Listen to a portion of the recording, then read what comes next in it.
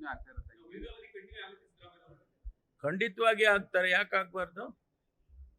ಈಗ ನಾನು ಹೇಳಿದೆ, ಇವತ್ತಿನ ಪರಿಸ್ಥಿತಿಯಲ್ಲಿ ಸಿದ್ದರಾಮಯ್ಯನವರು ಕಂಟಿನ್ಯೂ ಆಗ್ತಾರೆ. ಇಲ್ಲ ಆಗೋದಿಲ್ಲ ಅಂತ ಹೇಳಿದ್ರೆ ನಾನಲ್ಲ ಹೇಳೋದು, ಅದನ್ನ ಪರಮೇಶ್ವರ್ ಹೇಳಿದ್ರೆ ಆಗ್ಬಿಡೋದಿಲ್ಲ, ಹೈಕಮಾಂಡ್ನವರು ಹೇಳ್ಬೋದು. ಶಿವಕುಮಾರ್ ಪರಿಸ್ಥಿತಿ ಏನ್ ಪರಿಸ್ಥಿತಿ? ಅವ್ರ ಅಧ್ಯಕ್ಷರಿದ್ದಾರೆ, ನಮ್ಮ ನಾಯಕರಿದ್ದಾರೆ, ಡೆಪ್ಯೂಟಿ ಚೀಫ್ ಮಿನಿಸ್ಟರ್ ಇದ್ದಾರೆ. ಬಲವಾದ ಆಕಾಂಕ್ಷೆ ಸರ್. 2.5 ವರ್ಷ ಆದ್ಮೇಲೆ ಅವ್ರು ಸಿಗುತ್ತೆ ಅಂತ ಅವರು ಜವಾಬ್ ನೋಡ್ತಾರೆ, ಕಾಲ ಬರುತ್ತೆ ಅಂತ ಅವ್ರು ಅಂತಾರೆ. ಅದು ಒಂದ್ ರೀತಿಯಿಂದ ಇಲ್ಲ ಅಂತ ಹೇಳ್ಬಿಟ್ರೆ ಅವ್ರು ಮೊದಲನೇ ಅದ್ ನಾನ್ ಹೇಳಕ್ಕಾಗತ್ತೇನ್ರಿ? ನಾನ್ ಹೇಳಕ್ಕಾಗತ್ತಾ? ಹೌದು, ನಮ್ಮ ಶಿವಕುಮಾರ್ ಅವರು ನಮ್ಮ ನಾಯಕರಿದ್ದಾರೆ, ಇವತ್ತು ನಮ್ಮ ಅಧ್ಯಕ್ಷರಿದ್ದಾರೆ, deputy chief minister, senior leader ಇದ್ದಾರೆ. ಅವ್ರನ್ನ ಮುಖ್ಯಮಂತ್ರಿ ಮಾಡೋದು ಯಾರು? ಹೈಕಮಾಂಡ್ನವ್ರು ಹೇಳ್ಬೇಕು. ಹೈಕಮಾಂಡ್ ಹೇಳಿದ್ರೆ ಅಲ್ಲಿ ಮುಗಿಯುತ್ತಲ್ವಾ? ಹೇಳೋ ತನಕ ಕಾಯೋಣ.